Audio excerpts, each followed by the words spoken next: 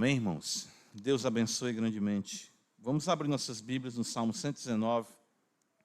Nós vamos dar continuidade à nossa série de sermões.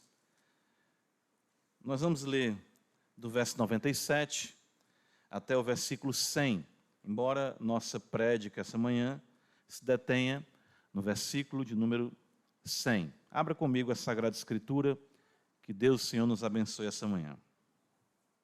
Salmo 119, a partir do verso 97. Diz-nos assim a palavra do Senhor. Quanto amo a tua lei, é a minha meditação todo dia. Os teus mandamentos me fazem mais sábios que os meus inimigos, porque aqueles eu os tenho sempre comigo. Compreendo mais do que todos os meus mestres, porque medito nos teus testemunhos. Sou mais prudente que os idosos, porque guardo os teus preceitos. Amém. Graças te damos, Senhor, porque sabemos que a tua palavra é a verdade, o Santo Evangelho. Ajuda-nos para que possamos cada vez mais experimentar e vivenciar o seu poder mais intensamente em nossas vidas. Santo Apóstolo diz que o Evangelho é o poder de Deus para a salvação. Precisamos, Senhor, dessa salvação cada vez mais intensificada e ela mesmo abarcando, abrangendo todas as áreas do nosso viver. Abençoa-nos essa manhã, nos ajuda por amor do teu Filho. Magnifica, acima de tudo, ó Deus, o teu nome e a tua palavra, em nome de Jesus. Amém.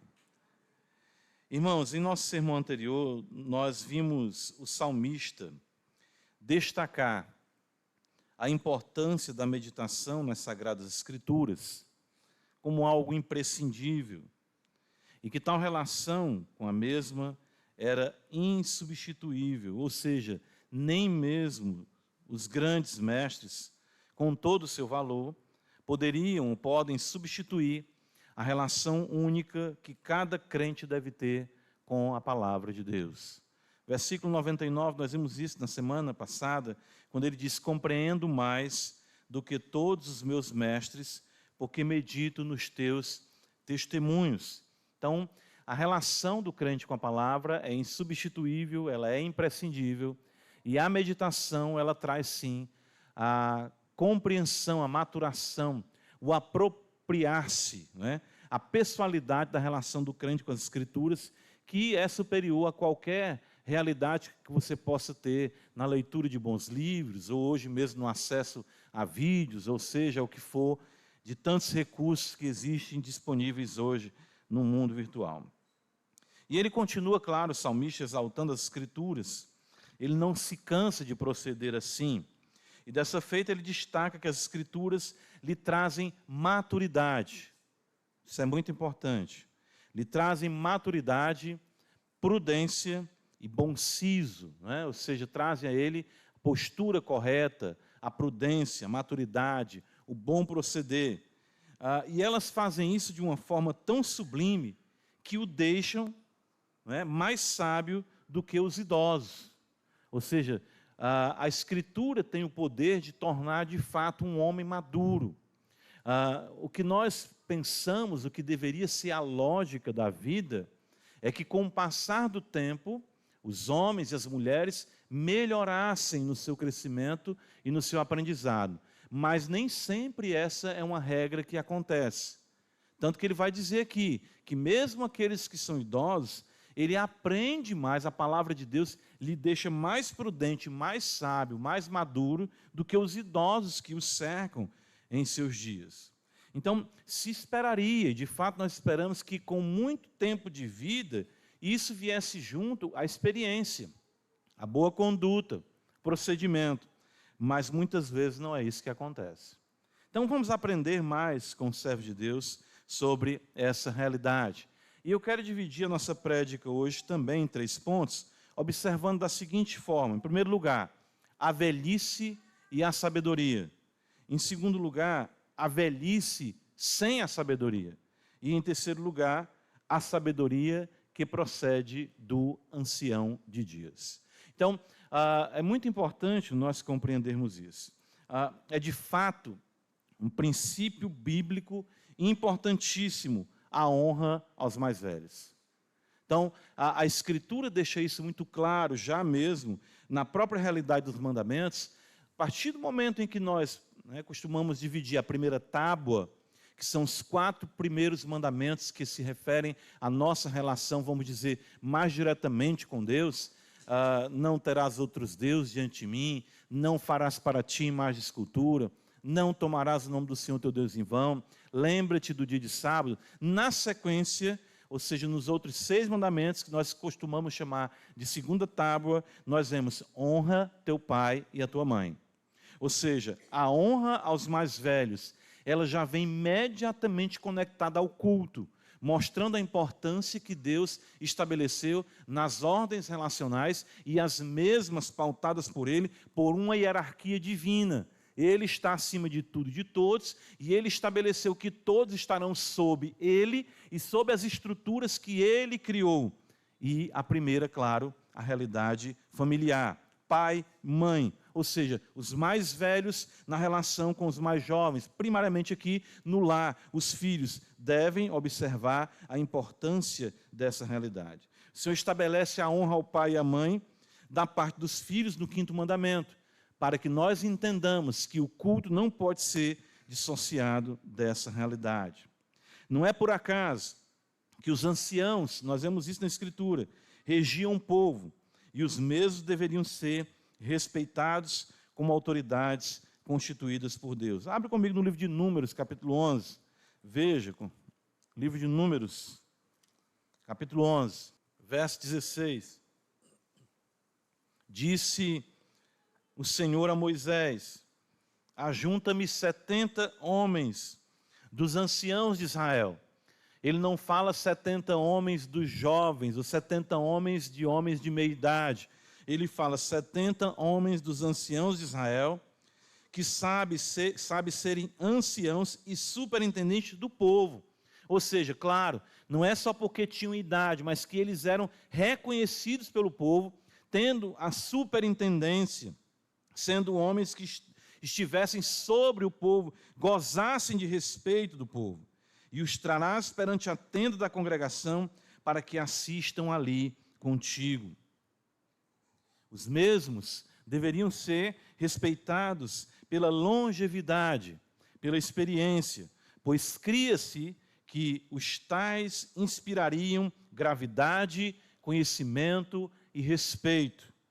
Abre comigo em Levítico, dessa feita, volta só um pouco. Veja, Levítico, capítulo de número 19. Está escrito, verso 32, diante das cãs, ou seja, dos cabelos brancos, te levantarás e honrarás a presença do ancião e temerás o teu Deus. Eu sou o Senhor. Veja que a relação do respeito para com os mais velhos está atrelada ao próprio Deus. Ele não diz respeitarás ele porque ele está com os cabelos brancos ou porque ele é mais velho, não. Tu respeitarás o ancião, tu respeitarás o homem mais velho porque eu sou o Senhor. Eu estou estabelecendo isso. E eu lembro que isso era algo na minha infância muito comum, de dar o lugar para os mais velhos, né? Respeitar a conversação dos mais velhos, honrar os mais velhos, não passar uma criança com 2 pessoas mais velhas estiverem conversando. Hoje isso não quer dizer mais nada, né? O local no ônibus, ou seja, teve que se criar lei para aquilo que já é inerentemente humano e divino. Ou seja, filas, os idosos terem prioridade. Se estabeleceu a lei. Por quê? Porque a sociedade, quanto mais avança em tecnologia, mais se distancia da honra e do respeito ao próprio ser de Deus e ao próprio ser humano. Livro de Jó, veja um pouco mais à frente, capítulo 12. Está escrito, versículo de número 12. Está a sabedoria com os idosos, e na longevidade o entendimento. Esperava-se assim, né? Então você vê até mesmo ainda em algumas, vamos dizer, algumas sociedades, algumas etnias, algumas realidades mais tribais, o ancião ser consultado, nada seria feito sem a palavra do ancião. Provérbios capítulo 16, olha o que está escrito, verso de número 31. Coroa de honra são as cãs. Coroa de honra são as cãs, quando se acham no caminho da justiça. Sendo assim, irmãos, é determinante para a sociedade, e muito mais para a igreja, o referencial das pessoas mais velhas e amadurecidas com o passar dos anos. Isso é importante demais. Mas o que temos visto, lamentavelmente, tanto na sociedade como na igreja, é uma abolição da realidade da velhice e uma substituição da mesma por um parâmetro insano e destrutivo de uma eterna jovialidade. Ninguém quer ser velho. Ninguém quer ter os cabelos brancos. Não tenho nada contra o retoque, viu? O Coleston, não tenho problema nenhum com L'Oréal Elseve, não fique à vontade. Nós não estamos aqui pregando que essas questões mais estéticas sejam pecado. Mas nós vemos que muitas vezes isso está atrelado, tudo bem, você quer se sentir bem, mas está atrelado a uma questão de dizer assim, eu não sou velho, eu não sou velha. Não é? Tem irmã que quando a gente chama ela de senhora, ela é crente, ela passa a ser católica. Ela diz, senhora está no céu. Tem irmã que passa a ser, naquele momento, devota de Maria para ser jovem. Isso é algo que tem causado um dano terrível à sociedade. Né? Me permitam aqui, antigamente a figura, até mesmo na década de 70, 60, 70, 80, até mesmo os programas de TV, ou mesmo novelas, tinha-se a figura da mulher mais velha que inspirava respeito na família, uma matriarca, ou do homem mais velho como um patriarca. Hoje eu fico observando até mesmo atores da época antiga da TV que eu via na minha meninice, na minha jovialidade. Hoje os atores são verdadeiros palhaços. Não é? Você fica assim, como é que pode? Toda a realidade de gravidade, de seriedade, de respeito, de inspirar a sociedade a serem de fato os jovens homens e mulheres distintos, acabou isso. O que conta é a irreverência, o que conta é a quebra de paradigma, o que conta é exatamente se viver, a vida está aí, tem que se curtir. Eu estou com 90 anos, estou aqui agora no meu 13º casamento e quero ter mais 3 se Deus me der.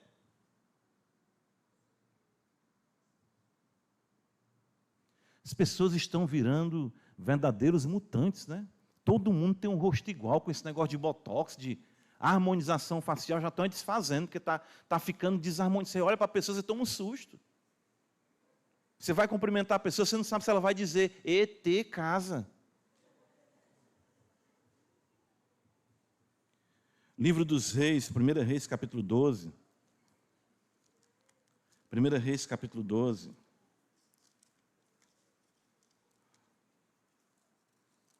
Veja só, ir por esse caminho é perigoso, é destrutivo. Isso traz a dissolução da sociedade, isso traz o diluir das estruturas. É muito importante que a sociedade, ela valorize a velhice com a sabedoria, o envelhecer com prudência, com bom siso.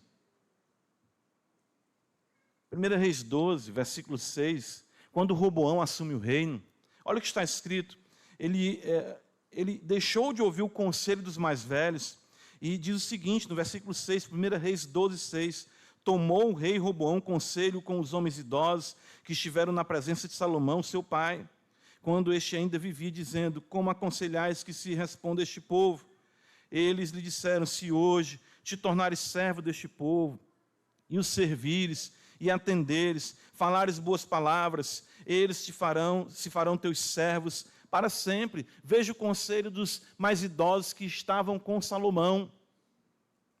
Verso 8, porém ele desprezou o conselho que os anciãos lhe tinham dado e tomou o conselho com os jovens que haviam crescido com ele e serviam.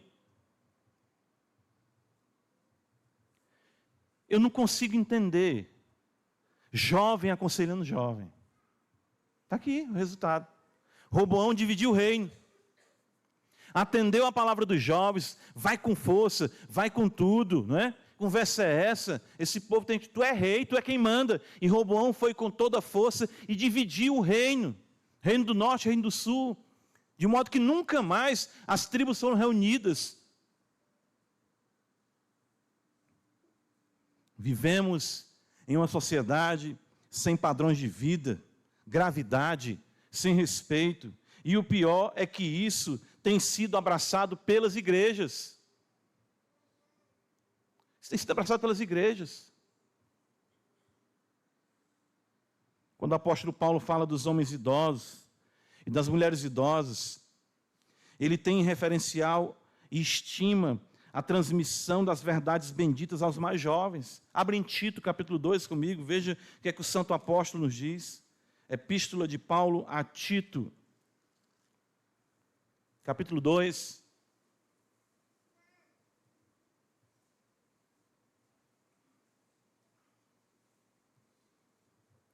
Verso 1, tu, porém, fala o que convém à sã doutrina. Veja, quanto aos homens idosos, que sejam temperantes, respeitáveis, sensatos, sadios na fé, no amor e na constância. Quanto às mulheres idosas, semelhantemente que sejam sérias em seu proceder, não caluniadoras, não escravizadas a muito vinho, sejam mestras do bem, a fim de instruírem as jovens recém-casadas a amarem os maridos e a seus filhos, a serem sensatas, honestas, boas donas de casa, bondosas, sujeitas ao marido, para que a palavra de Deus não seja difamada. Isso é doutrina, isso é evangelho. Homens distintos, mulheres distintas, formando moças e rapazes distintos. Mas o que nós vemos hoje são as mães com 40, 50, 60 anos e querendo serem jovens todo o tempo. É interessante, chega uma mãe e a filha numa loja, aí a vendedora para vender, né? Bom dia, eu posso atender? Eu posso. Não, estou procurando coisa para minha filha. Sua filha? Eu pensei que era sua irmã. Aí a irmã...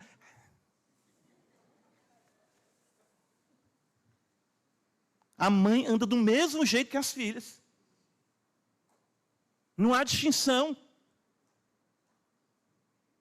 Não é? Não há distinção. É algo assim, sabe? Eu não estou dizendo para as irmãs fazerem um coque aqui e andar cabisbaixo, botar um chalé aqui nos ombros e andar com 2 agulhas de tricô, não. Não estou dizendo isso. Mas existe o bom senso, você sabe. Quando você não está querendo ser quem de fato você é. E a sua certidão de nascimento não lhe deixa mentir. Qual é a sua idade, mano? Negócio de idade, eu não tenho idade, eu sou para sempre jovem. Olha. Deus do céu. O problema é que nem os irmãos, nem as irmãs querem ser mais velhos. Por isso virou sinônimo, porque a velhice virou sinônimo de decrepitude. E vai contra o espírito jovem da época.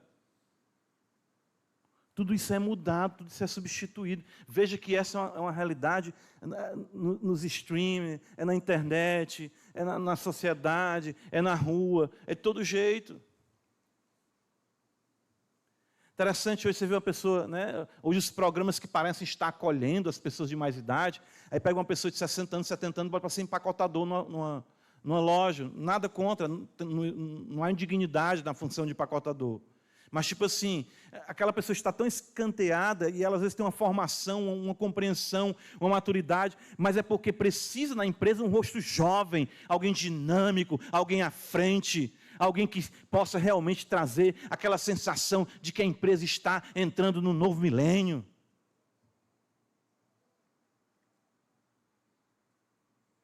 Que o bom Deus abençoe sua igreja com homens e mulheres que saibam envelhecer para a glória de Deus.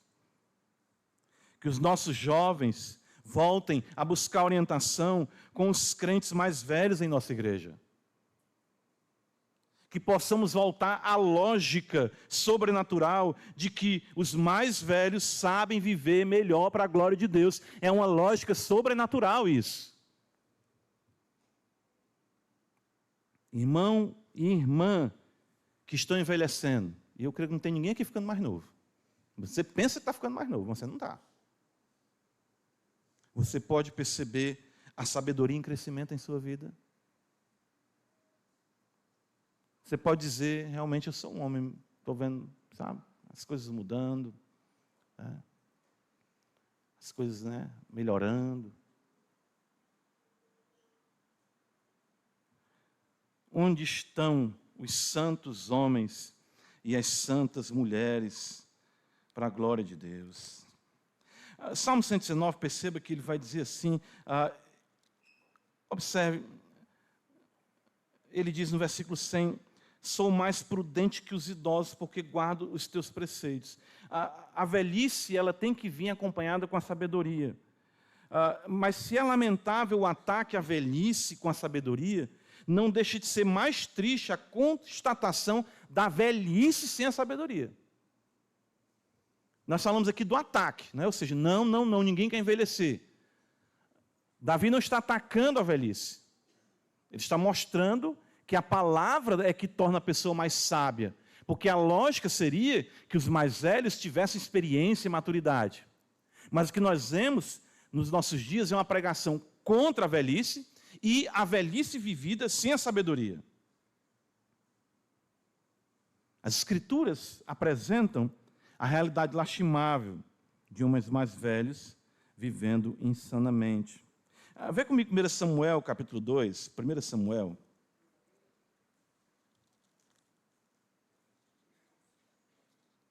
Primeiro livro de Samuel.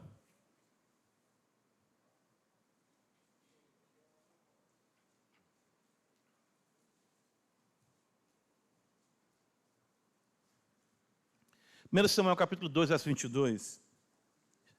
O texto fala sobre o sacerdote Eli. E nos diz assim a palavra do Senhor. Era, porém, Eli já muito velho e ouvia tudo quanto seus filhos faziam a todo Israel. E de como se deitavam com as mulheres que serviam à porta da tenda da congregação. E disse-lhes, por que fazeis isto? Por que fazeis essas coisas?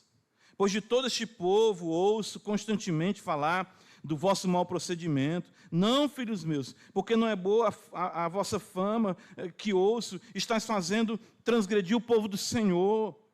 Pecando o homem contra o próximo, Deus lhe será o árbitro. Pecando, porém, contra o Senhor, quem intercederá por ele? Entretanto, não ouviram a voz de seu pai, porque o Senhor os queria matar. Segura esse texto aí. Você vai dizer assim, Eli. Mas Eli está falando, pastor. Ele só falou, ele tinha poder de destituir os filhos dele.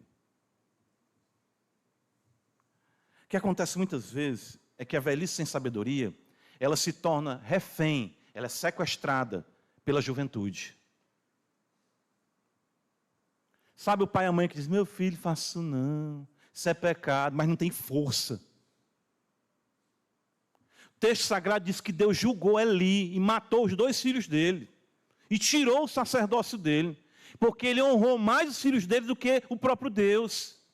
A velhice e a questão do pai, da mãe ou do avô e da avó ficarem reféns de netos, é ficar aquela realidade rendida, em que filhos dominam a casa, filhos dominam na igreja, filhos fazem o que quer. Não, pastor, mas eu falei. Falou, mas não fez nada.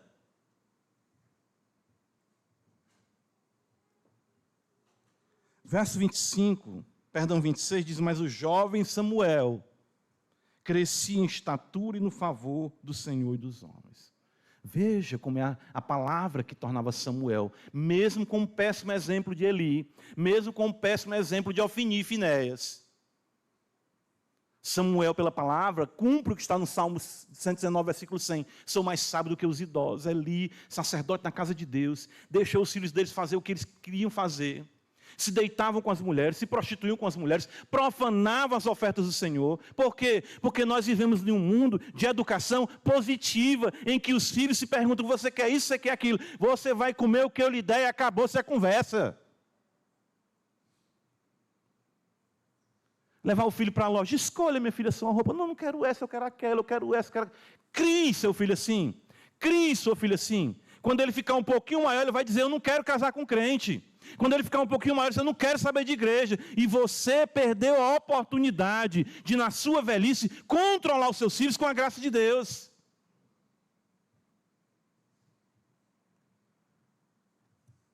Se o ataque contra a velhice é uma lástima, a velhice sem a sabedoria é um dano irreparável para a sociedade e para a igreja. E eu digo muito mais para a igreja, porque a igreja é o sal da terra e a luz do mundo. E a própria igreja está entrando em corrupção.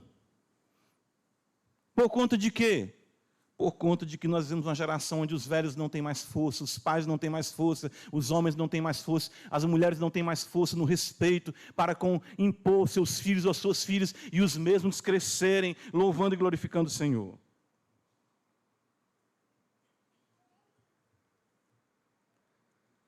Eclesiastes capítulo 4, veja um pouco mais à frente.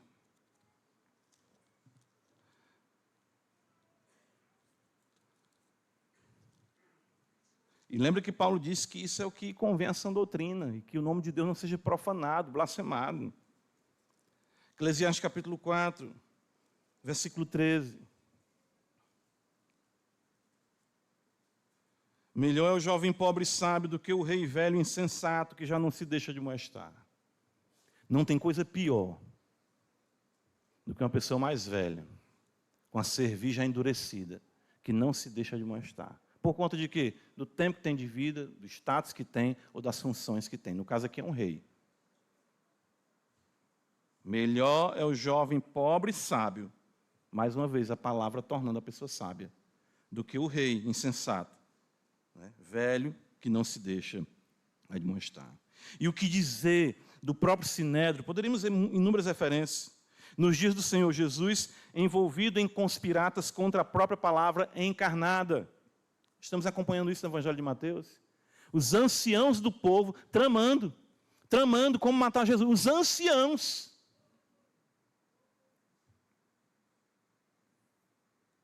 De fato, se constitui. Guarde isso. Às vezes a gente fica pensando que o juízo do Senhor é só se alguém morrer. Ou uma doença incurável. A gente pensa que o juiz é quando vê uma bancarrota, ou seja, que a questão realmente é uma falência, a pessoa quebrou, foi juiz, foi Deus. Num instante a pessoa foi Deus, isso aqui oh meu Deus, eu estava pecando. Vou lhe mostrar que o juízo do Senhor se apresenta de outras formas, mais especificamente dentro do nosso contexto. Isaías capítulo 3, abre comigo a escritura. Então, a gente pensa que o juízo está vinculado só a questões trágicas. Isaías capítulo 3, versículo 12. Os opressores do meu povo são crianças, e mulheres estão à testa do seu governo. Ó povo meu, os que te guiam te enganam e destroem o caminho por onde deve seguir. O juízo do Senhor se apresenta quando jovens governam por conta da negligência e incapacidade dos mais velhos. Pode observar, guarde o que eu estou lhe dizendo. Eu digo isso como pastor. Orem por mim. Toda vez que um pastor começa a negligenciar o ministério, ele bota meninos para assumirem no lugar dele. As igrejas estão cheias de pastores novos, porque o pastor mais velho ele não quer mais pregar, ele não quer mais ensinar, ele não quer mais aconselhar. O que é que ele faz? Aí ele traz a juventude. Mas pastor tem que ter, você tem que treinar, trabalhar, experimentar, provar. Deixar a pessoa realmente, como nós dizemos aqui no nosso cearense, engrossar o cangote. Mas você já coloca a juventude. Tem igrejas aí que é pastoreada por jovens, aí tira o púlpito, adoração worship, né? Parede preta, um louvor mais animado, pastores jovens para atrair os jovens, para ter uma igreja jovem, guiada por jovens, juízo do Senhor. Interessante isso. É deprimente e desesperador. É deprimente e desesperador homens e mulheres infantis. Nós tivemos um caso aqui na igreja, nós como igreja, foi aberto o contexto de assembleia, não estamos expondo aqui nome, nem uma situação, né, constrangedora, de uma pessoa sair da igreja porque não teve as mensagens curtidas no grupo da igreja. Um ancião, cabeça branca, não colocaram mãozinha para a mensagem, não colocaram mãozinha, não colocaram emoji. Não vou ficar nessa igreja. Como é que pode isso? É desesperador, é deprimente. Eu fico, meu Deus, o que a gente faz? Homens e mulheres infantis. Deus nos abençoe com homens e mulheres sábios e prudentes. Que ao passar dos anos, nós possamos perceber mais da graça e sabedoria de Deus em nossas vidas. Como diz o Salmo, na velhice ainda darão frutos, serão cheios de viço e de verdor. Aqueles que estão plantados na casa do Senhor. Para nós concluirmos, a velhice e a sabedoria deveriam estar juntos. Mas, lamentavelmente, nós vemos a velhice sem a sabedoria. Mas a sabedoria que, de fato, amadurece, ela procede do grande ancião de dias. Que beleza isso, né? É por isso que ele diz, veja no versículo 100, sou mais prudente do que os idosos, porque guardo os teus preceitos. Resumindo, irmãos, a Bíblia, entenda, no sentido positivo, ela lhe envelhece. Mas lhe envelhece no sentido de quê? De que traz eternidade para o tempo. Que beleza isso. Entendeu? Estão entendendo? O eterno sábio, ele passa a ter uma relação com você. E você então passa a ter conhecimento que é maior do que o seu tempo de vida. Porque é o eterno te ensinando a interpretar o passado, o presente, o futuro, a saber ler a época, o tempo e o modo, porque ele, o eterno, traz para você, da sua cabeça branca, vou mostrar isso na Bíblia para os irmãos, a verdadeira sabedoria. Diante desse quadro, o salmista destaca que somente a palavra de Deus pode fazê-lo mais sábio. A experiência, ela é bem-vinda, ela é desejável. Porém, na incoerência da humanidade caída, ele sabe que sempre pode encontrar amparo nas Sagradas Escrituras. O ideal seria a velhice com a sabedoria. Mas o que ele constatou, o salmista, foi a velhice sem a sabedoria. Sendo assim, o salmista não desanimou, mas ele buscou a sabedoria na palavra. O mestre também destacou o aspecto infantil da sua época. Veja Mateus capítulo 11, olha o que está escrito. Olha o que Jesus fala das autoridades religiosas. Mateus capítulo 11, olha o que está escrito. Jesus diz assim, Mateus 11, verso 16. Mas a quem hei de comparar essa geração? É semelhante a meninos que, sentados nas praças, gritam aos companheiros, nós tocamos flauta e não dançaste, entoamos lamentação e não choraste. Pois eu, João, que não comia nem bebia, dizem tem demônio, vê o filho do homem que come e bebe, dizem aí, um glutão e bebedor de vinho, amigo de publicanos e pecadores, mas a sabedoria é justificada por suas obras. Jesus está dizendo, vocês são meninos demais. Escribas e fariseus sabiam quantas letras tinham no Antigo Testamento, mas não sabiam se portar como homem. Vem um profeta, a gente não gosta. Vem outro, a gente não gosta também não. Vem João Batista que não come nem bebe, tem demônio. Vem Jesus, é comelão e beberrão. O que é que vocês querem, meninos? A própria geração, Cristo censura.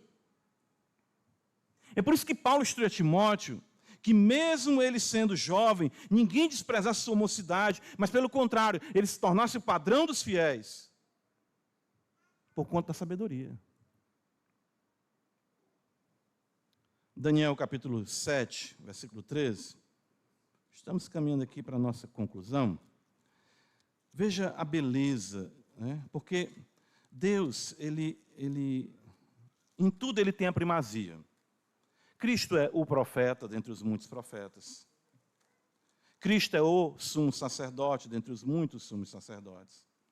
Cristo é o rei diante de todos os reis. E Deus é o ancião diante de tantos anciões. Daniel capítulo 7 está escrito assim, na visão de Daniel, versículo 13. Eu estava olhando nas minhas visões da noite, e eis que vinha com as nuvens do céu, um como filho do homem, e dirigiu-se a quem? Ao ancião de dias, que é Deus Todo-Poderoso. E o fizeram chegar até ele. É por isso que Paulo vai dizer, também em 1 Coríntios 1,30, que Cristo é sabedoria. Agora veja só, para a nossa última referência, Apocalipse capítulo 1. Apocalipse capítulo 1. Olha o que está escrito.